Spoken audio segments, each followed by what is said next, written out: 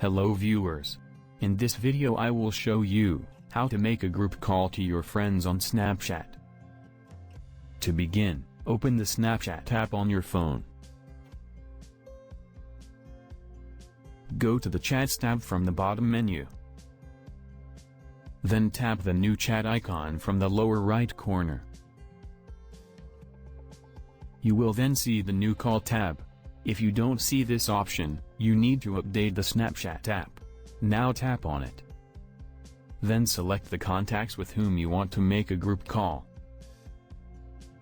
You can give a name to this group call.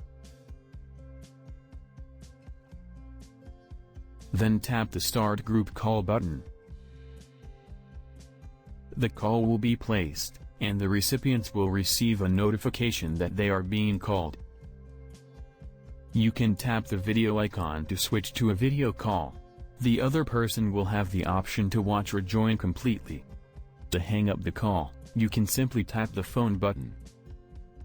So in this way, you can make a group call to your friends on Snapchat.